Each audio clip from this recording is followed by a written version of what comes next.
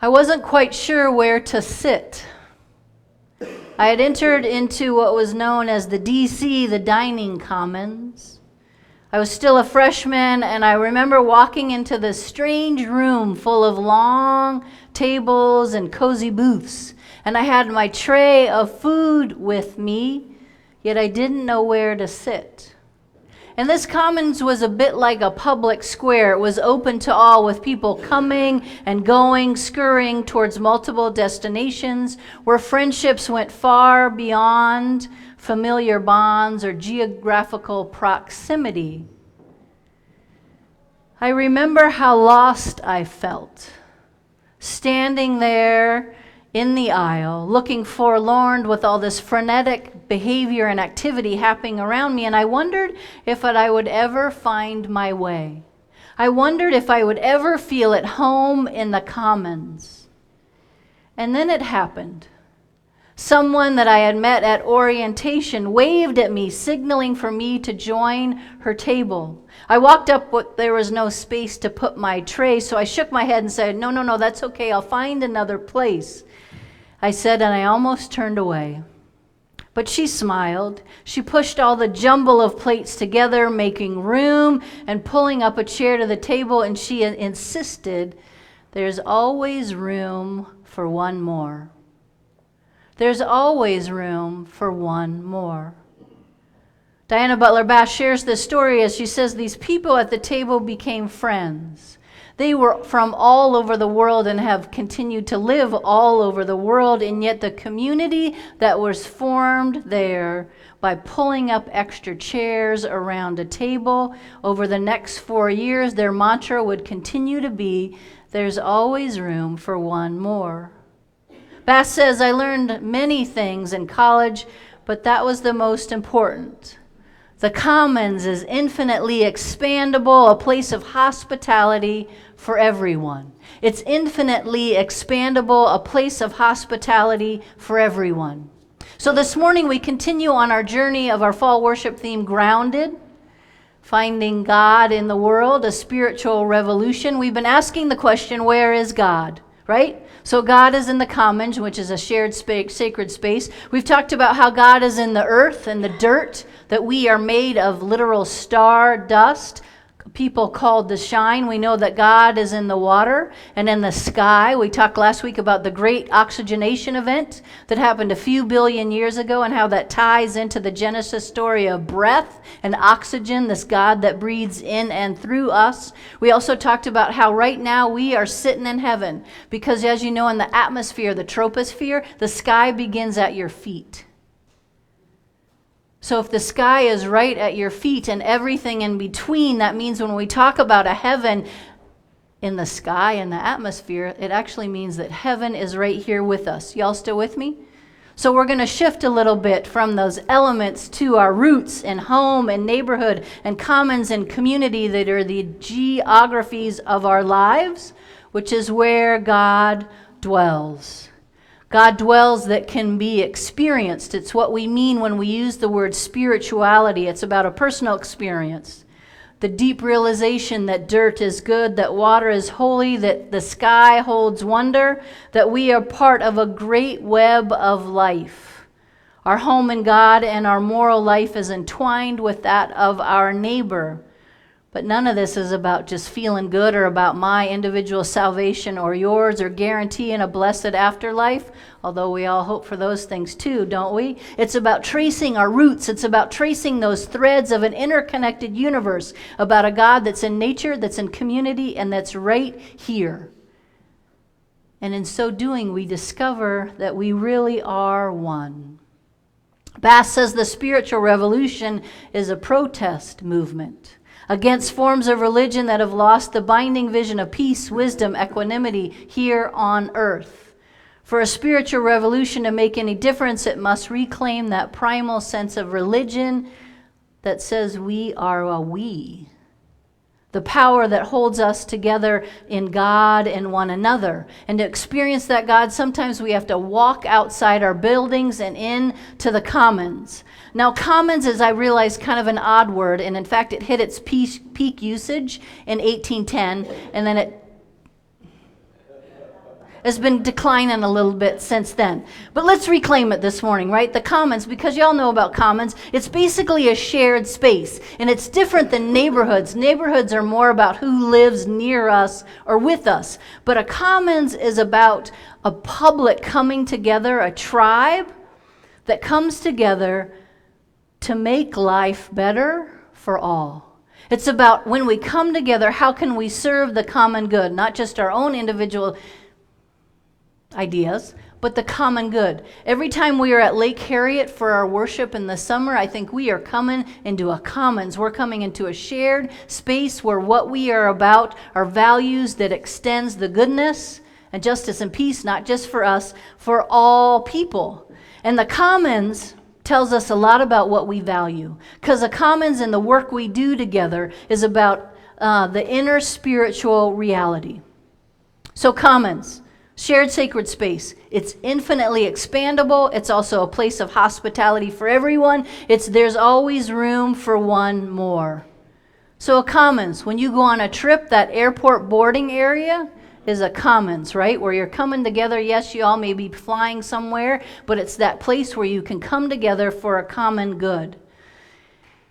And yet, our local commons, when we go to the farmer's market, when we go down to Lake Harriet for a concert, is also connected to the world commons. And there's a fundamental tension in religion. And actually, we're not just experiencing religion, but we'll start there, right? Because there's this tribal tendency that we have to divide humanity into the blessed and the blasphemous versus that sacred reality that everyone is related. So we see this us versus them. We're seeing that in the government with our nations, that we have forgotten that we belong to one another, that we are this global we. I'm sure you heard about the presidential order that says that we will only allow 18,000 refugees into our nation. It's a 40-year low. And part of that executive order was that local and state leaders can block resettlements in their community. So instead of realizing that we are all in this world together, we are trying to, certain folks are trying to shrink the amount of folks who are able to come in and be part of this amazing nation that we're struggling, right, in our democracy. 18,000, it's a low. So instead of us being a people who realize that commons can be expandable and that there's always room for one more, the tendency we're seeing in the current administration is to shrink that. We could talk about racism, we could talk about xenophobia, but let's do that another sermon. So we're also seeing, right, this we that we have. Not that I'm neglecting the racism and the xenophobia, because we're naming that and speaking out against that too, because that's what that policy is. Yes? Thank you for the Minnesota nods. So it's not just religion that talks about the interconnectivity. Y'all are familiar with physics, right, and the quantum entanglement. And I don't understand any of this, but go with me anyway, because it's fascinating anyway. Because you probably understand it, though, because I know you all are a sharp group, right? But this world of quantum physics, that there are particles that are entangled pairs. Have you heard about this? This entangled pair. So there's some pairs here, they're entangled. And then there's a pair over here. And these pairs know how to communicate with one another, even though there's a vast distance between them. How does that happen?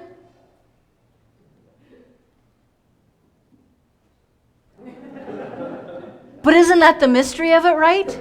So at brunch today, I need you to Google the 100th monkey, okay? Look at the 100th monkey and how that works, right? Because it speaks to the connectivity and the mystery and the energy that is apparent that connects us all. So the fascinating thing about this quantum entanglement, it hints at a universe where everything's in relationship.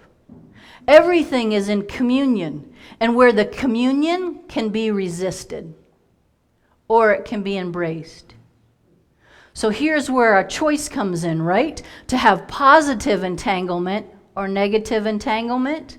And the universe is all connected. So we can lean into the we, or we can decide that we are separate. And yet what I think the quantum entanglement gets at, right, is that we live in these complex sets of relationships where we hardly notice. And yet we're so interdependent upon those mutual connections just to go about our day. Even Mary Faulkner and Ron Faulkner going about our fine city in which we live, to the various places to bring back all of these different types of breads. Show us the people that rely on, whether it's the farmers or the truckers, or the people that put those things in the grocery store for us to buy, and the transaction of money, and then Mary and Ron bringing it here. It shows the different ways that our lives are connected together, which means there's a moral responsibility when we go about our daily lives. For us to be a people who think locally and think globally and act locally simultaneously. We have to be a people who realize our daily actions affect the global as well. So what does this mean, y'all, right? Dr. King put it this way. The heads of all the nations issue clarion calls for peace, yet they come to the peace table accompanied by bands of brigands, each bearing unsheathed swords. He says we have ancient problems to deal with, vast structures of power, indescribably complicated problems to solve. And yet he saw that the systems in which we live, whether we call it capitalism or communism, must give way and be replaced by a revolution of values. A revolution of values means, in the final analysis, that our loyalties must become ecumenical rather than sectional.